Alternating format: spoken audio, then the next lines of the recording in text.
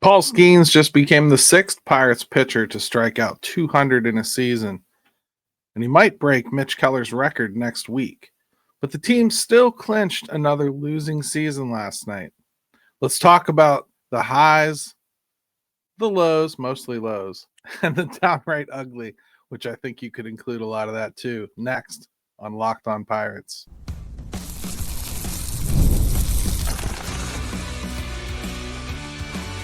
You are Locked On Pirates, your daily Pittsburgh Pirates podcast, part of the Locked On Podcast Network, your team every day.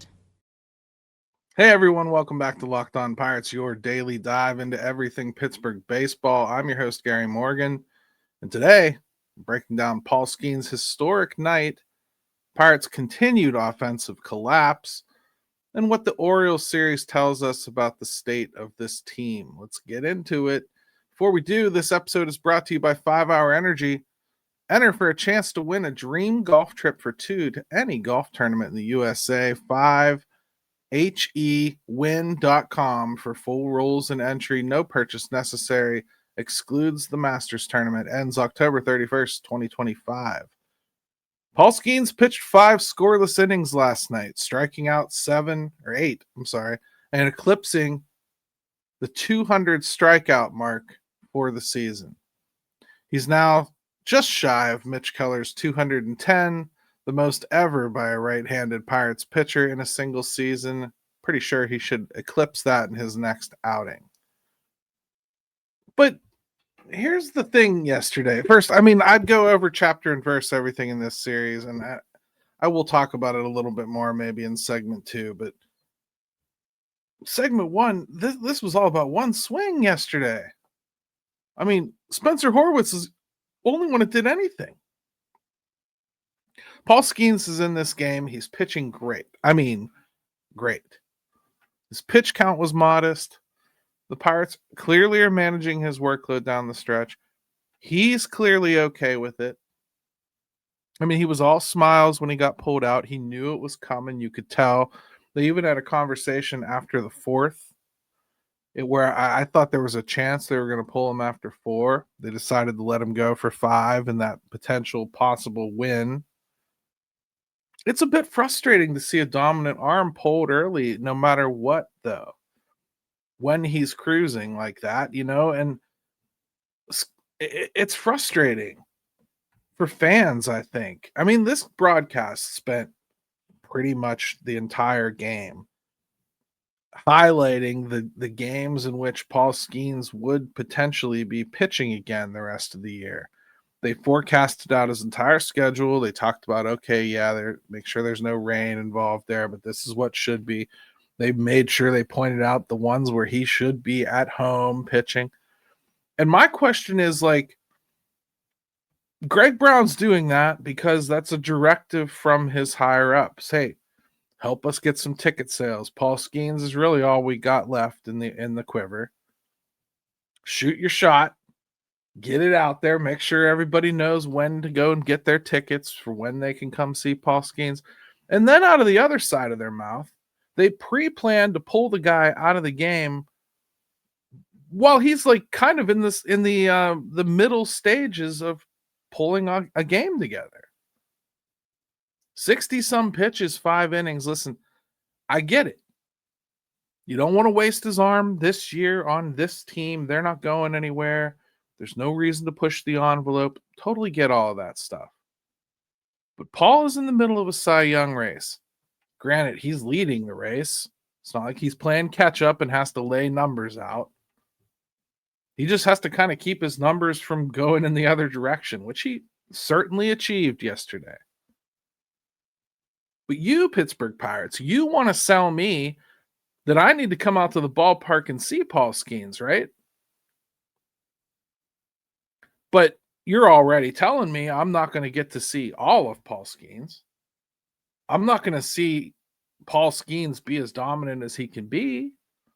I'm not going to see Paul Skenes take a game into the 8th or 9th inning. I'm not going to see that.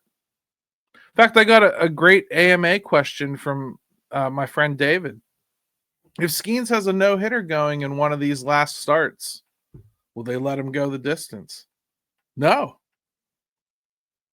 That's as clear as I can put it, David. No, they won't. And part of the reason they won't is because they will take him out in the 5th and not even consider it close to a no-hitter. It won't matter that he hasn't given up any hits if that's the case. It's the 5th inning. Nobody will even be thinking about it yet. Maybe you will. Maybe I will. Maybe even Paul will. But the team's going to pull him out. They don't care about that at all. And based on what I saw last night, I'm not going to say Paul doesn't care, but he's at least on board with it. These weren't like fake smiles or like a little smirk after. He was jovial after his outing last night, completely comfortable with what had happened. That he got pulled, he knew it was coming, he's prepared for it. It didn't look like there was any kind of fights about it or anything. He accepted it. Nothing more than that do you need to understand that it's a plan. It's a plan. I just think it's a bad plan. I think you have a team here. We're going to talk about the overall futility of this baseball club as we keep going. In this episode, they finally hit that 82 loss record again this year, clinching a losing season. It's not that we didn't know it was coming, but once you get to that number, then it changes the conversations. You know, like you know it's a losing season. Now it's really time to start digging into it, right? And if you're trying to sell hope for 2026, well, Paul Skenes is one of those biggest areas of hope. I'm not telling you to be reckless with them, but you've already like pre-scripted out what's in the realm of possibilities for me to see. You want me to buy a ticket.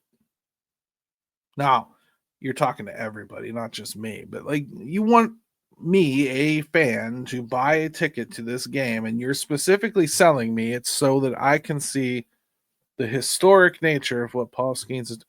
Well, great, but you're using him kind of like a bulk reliever.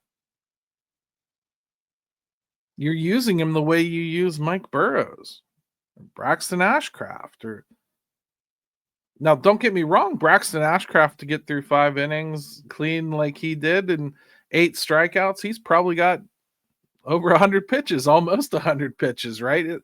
Paul has done some good things to like work the contact aspect back into his game and make his outings last a little longer. Unfortunately, we don't get to see that at all because throughout this entire season, even before the games officially stopped mattering, they would pull him out in the 5th or the 6th or just whenever, and they'd call it a pre-planned thing, and it was part of their prescription to keep his innings, managed throughout the season.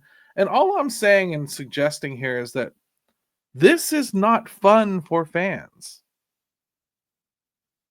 The only thing we have really to hang our hat on is Paul Skenes is probably going to win the Cy Young. And Paul Skenes is the best pitcher in baseball. And if Paul Skenes goes, your team has a damn good chance to win. And then on the other side, you give me a team that can't even score a run or get more than 2 hits for him. Intentionally short outings where he's never going to be there for the impact part of the baseball game. And Paul wasn't the reason they lost that game last night. It wasn't pulling Paul out of that game didn't lose them that baseball game. Because as I'm telling you, he shouldn't have maybe come out after 5. I also can't sit here and tell you that he should have gotten through 8 or 9. I don't. And even if he did, this team didn't score. So it doesn't really matter, does it? This part of the year, when you know your team's eliminated, if there are diehards sticking around, which there clearly are, my numbers are still going up on this show. I'm one of those morons that will watch every single game. So are many, many of you. The least you can do is let me see what I'm there to see. I'm there to see the guys that I know are coming back and are performing, and I want to see them get better. I want to see kids and get an opportunity to see if they could be a part of something that helps. And what I'm getting is 2 almost 40-year-olds in the lineup damn near every day. Guys that I'm supposed to count on coming back, like O'Neal Cruz and Brian Reynolds and Nick Gonzalez, and I see them kind of not playing great baseball. I see a ton of pitchers that I want to see, and you're not letting any of them go more than 4 or 5 innings. What am I supposed to be learning? What am I supposed to be enjoying exactly? I mean, you can have a fun team that loses. That is just not what the Pittsburgh Pirates are. They are a very unfun team to watch. Mostly because there's so much of this kind of BS that has become expected. I don't guess anymore whether they're going to do this sort of stuff. I just know they are. And it sucks. I don't want to do it. Honestly, I don't want to watch games where I know the starting pitcher is only going to give me X amount of innings, unless it's a reliever that I expected. I have a much different feeling if Carmen Mlodzinski gives me 5 innings than if Paul Skenes does. In one instance, you maybe feel like you got away with it. In the other, you feel cheated. And this team goes out of their way to make you feel cheated. I'm sorry they do. Paul Skenes is going to win the Cy Young, and because of the handling of Paul Skenes all year long, it's going to be by the skin of his ass, and it shouldn't be. Let's talk a little bit about how this series has gone and hitting that 82 loss mark again when we come back. Time to fuel up and turn it up with 5-Hour Energy Transfusion. This grape, ginger, and lime flavored shot brings the iconic taste of golf course favorites to non-alcoholic boost. Perfect for sinking birdies or making great memories with friends. It's a hole-in-one for your energy game. Whether you're out on the course or just need a little extra push to power through your day, 5-Hour Energy Transfusion delivers the clubhouse flavor you love without ever leaving the green. Last week it was so dry on the course, and I've been struggling so much with my 3-wood. I topped the ball, and it rolled for a good 200 yards. I mean, you gotta love course conditions helping you almost as much as a 5-Hour Energy would. Golf is all about good times with good people and good flavors. The grape ginger lime flavor of 5-Hour Energy Transfusion gives you the best parts of the clubhouse go-to without leaving the course or chasing down the bev cart. Now you can amp up fun with even more. Just buy, snap, and enter for a chance to win a dream golf trip for 2 to any golf tournament in the USA. Tee up for that trip. Visit 5hewin.com for full rules and entry. No purchase necessary. Excludes the Masters tournament. And this all ends October 31st, 2025.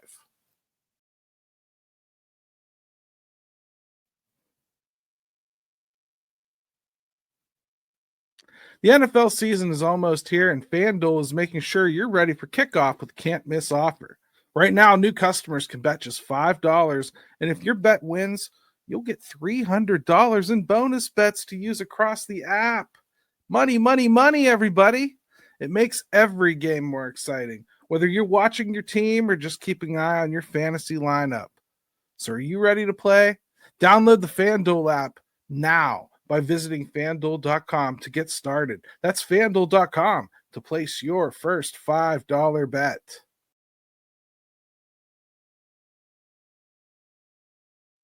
Hey, welcome back to Locked On Pirates. Make sure you hit that subscribe button, like, and share the episode with friends, especially if you think they need to hear something they haven't heard. Pirates and Orioles, first 2 games against Baltimore, they've been a microcosm of the Pirates season. They are in a lot of games because of the pitching. but the offense just simply is not there. More often than not, there just isn't any. It's another solid start wasted, and the team clinched their 82nd loss yesterday. Another losing season. Again, it's not like I didn't expect this to be a losing season. I did. It's just disappointing how easily they let it happen. How long we knew it was going to happen. We've been talking about this being a losing season since what? April? I mean, and I didn't get the impression that most people that brought it up were guessing. It was an assumption. It was, you guys have been so bad already. We know damn well this is a losing season. We know you can't fix it. We know you won't fix it. We know that there's nothing that's going to change all that drastically from what we are right now in April to what we're going to be at the end of this season. We all knew it. We all said it. We all have been talking as though this season was nothing but a stepping stone to 2026 since April. That's just not how things should be this deep into an effort to rebuild a team. It shouldn't. And another thing that I just think is extra frustrating recently, Henry Davis. I know he's frustrating to watch hit, and that's probably where you think I'm going. And in part it is. It's frustrating to watch him do and fail at the same exact things night after night after night. And I was watching him in the last game here against Baltimore. And the non-competitiveness of his at-bats is what was striking me. You can't control results, okay? Like, you can't control that a guy's going to do everything right at the plate and still have an unfortunate outcome. It's going to happen. You're going to line one right at somebody. You're going to hit a ball that would normally get through, but the infield shifted in such a way that it doesn't. Things like that are going to happen. We all understand that stuff. But Henry Davis isn't even making contact a lot of the time. He won't stop, can't stop swinging at high fastballs that he can't catch up with. And this team has done nothing to help him either recognize that he's incapable of catching up to fastballs like that, in which case you'd be better off letting them go and hoping the umpire calls them balls. Or they just haven't done anything to help him shorten his swing to make it more possible that he can at least touch them. Think about a guy that has moved so far from one side of his skill set to another. This was a guy that was touted as an offensive first player who might be able to stick at catcher if a whole lot of crap fell the right way. And now we're talking about a guy who is, bar none, the best defender at the catching position on this team, frankly, in this organization. And the bat is completely gone. It's almost like you look at him and wonder how anybody ever thought he could hit. But if you go back and look at what he did in the minors, he was hitting fastballs 97, 98, right where he can't touch them right now. So the skill set's there. We've seen him do it. Yeah, at the major league level, there's more character to pitches. There's better placement. The command is better. You got to be much more concerned about the secondary pitches than the fastball. We all know this stuff. It's true. The pitching is better up here. But it's been an entire season, And there's been no adjustment whatsoever made with Henry. Nothing. And that's hard to do in season. I'm not sitting here telling you it's simple to do. But do you see anything different? Does anything change with his approach? Does he look like he goes up there intending to be patient? And I say this as a guy who has consistently preached that the team as a whole needs to be more aggressive offensively. But if you're not able to hit things, you need to be able to at least give your team a professional at bat that gets some pitches drawn out of that starter or that reliever. And you got to be able to make some kind of contact, even if it's just pushing a ball in the infield to the right side with a check swing. They have done nothing to try to make Henry Davis even that effective. If nothing else, like, forget that he's a guy that can hit home runs. Forget that he's a guy that you think might be able to hit X average, whatever. Forget all that. Guys at third base with less than 2 outs. There's got to be a way to instruct a guy like Henry, who has traditionally had bat to ball skills and shown them and displayed them and got himself to the point where he was a consideration for 1-1 in this league, no matter who was picking it. There has to be a way to turn him into a guy that can get a ground ball in that situation. There has to be. And I've seen nothing. I've seen nothing change with his approach. I've seen nothing even slightly tweaked with his approach. You're a layman. I'm a layman. We watch a lot of baseball. I get it. Is there anybody that you know that doesn't know Henry can't hit a high fastball? Just in your personal life. Anybody that you've ever talked to. Stranger at the bar. You're sitting there watching a Pirate game. For some reason, the bar actually has it on, which we've seen starting to dry up too in this town. But you're in a bar. You're sitting there. You're watching a Pirate game. There they are. They're up there probably losing 1-0, 2-1. Henry Davis comes up to the plate. Your buddy turns to you and goes, "Man, that guy can't hit high fastballs." That's how quickly it comes out. And we honestly think that these other teams haven't 100% figured it out. The beauty of Henry is he gives you multiple ways to get him out. He can't hit the high fastball. He can't hit sliders away from a right-handed pitcher. He can't hit fastballs in from a left-handed pitcher. He is so screwed up right now offensively that I got to be real. I don't trust him to hit a damn thing. And you know what's worse? O'Neal Cruz is right there too.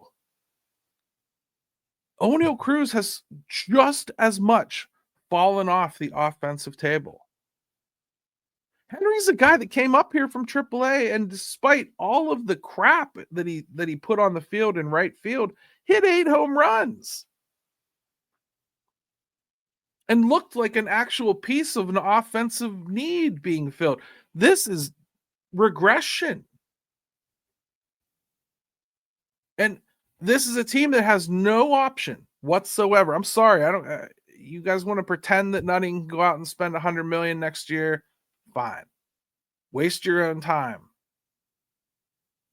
But improvement's going to have to come from Brian Reynolds, O'Neal Cruz, Henry Davis, Nick Gonzalez, Jared Triolo. Those guys that are coming back.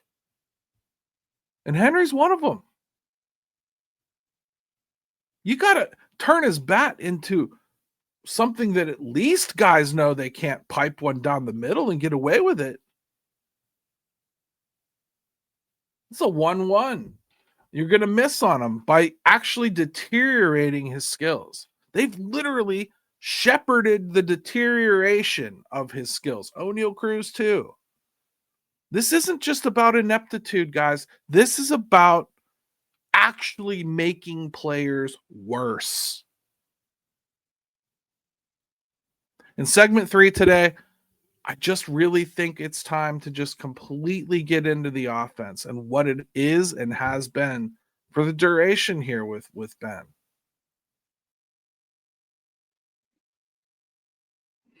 You've probably seen a million ads for hair growth products and thought, sure, like that actually works. There are so many products out there, and it's hard to know which ones are actually going to do anything. That's why you should give Nutrafol a closer look. Nutrafol is the #1 dermatologist recommended hair growth supplement brand, trusted by over 1.5 million people. And it's not just hype. This is the supplement clinically tested that targets the root cause of thinning and shedding with a proactive approach. And you can feel good about it knowing Nutrafol is an NSF certified and backed by peer-reviewed studies. See thicker, stronger hair with less shedding in just 3 to 6 months with Nutrafol. For a limited time, Nutrafol is offering Locked On MLB listeners $10 off your first month's subscription and free shipping when you go to Nutrafol.com and enter the promo code LOCKEDONMLB. That's Nutrafol.com, promo code LOCKEDONMLB.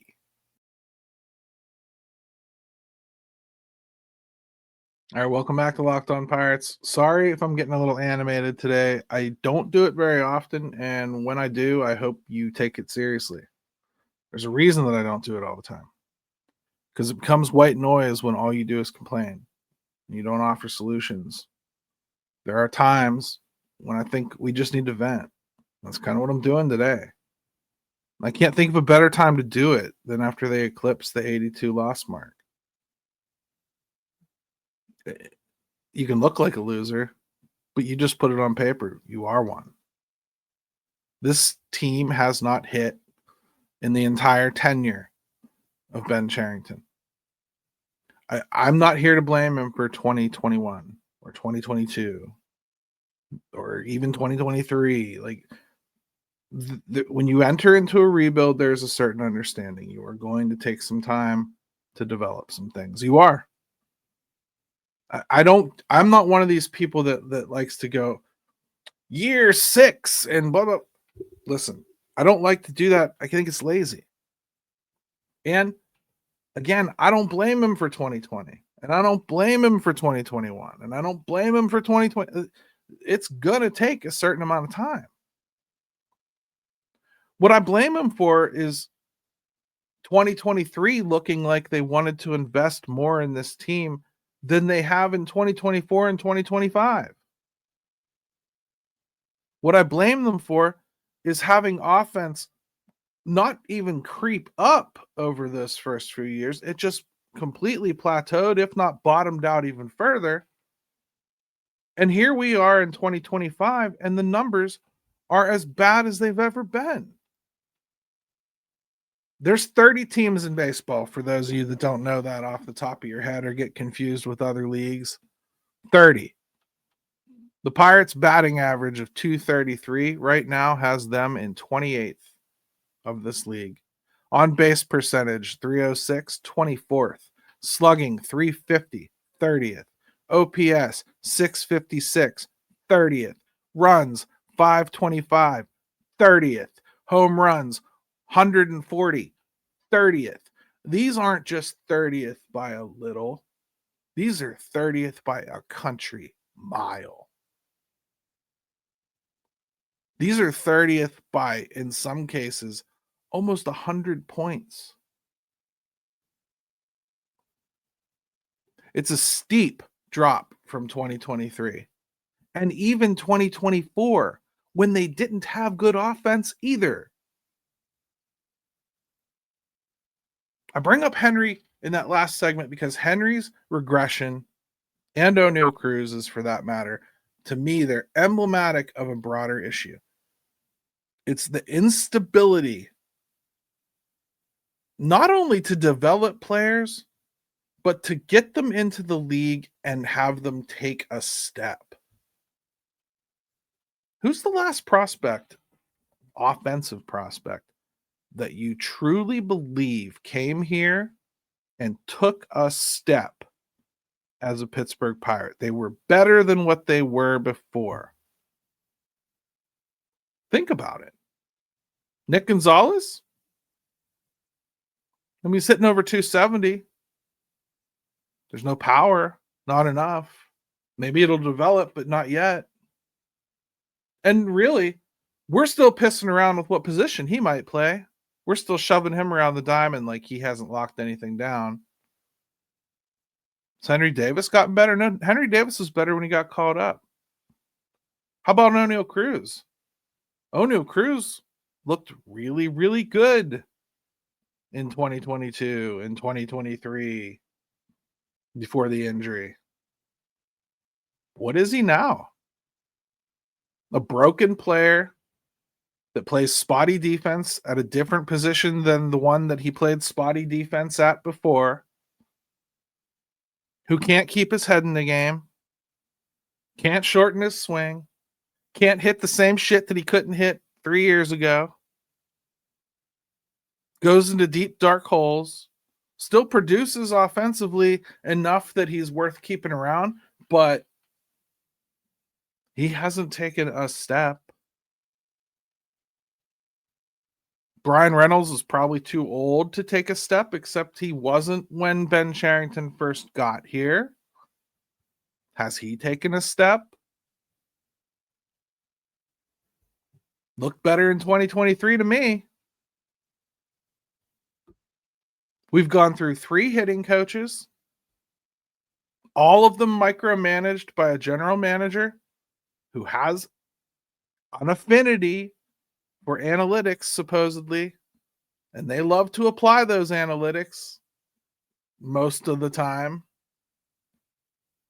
And when you employ analytics most of the time, you might as well employ them never.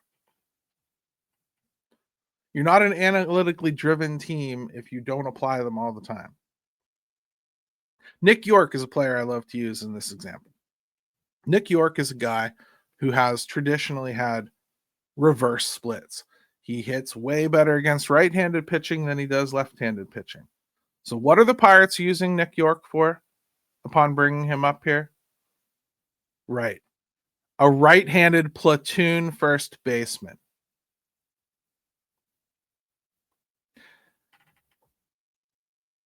I mean, statistically, it doesn't make any damn sense.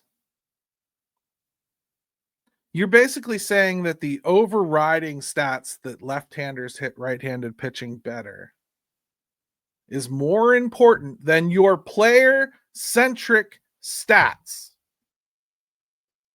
telling you that Nick York hits right-handed pitching better.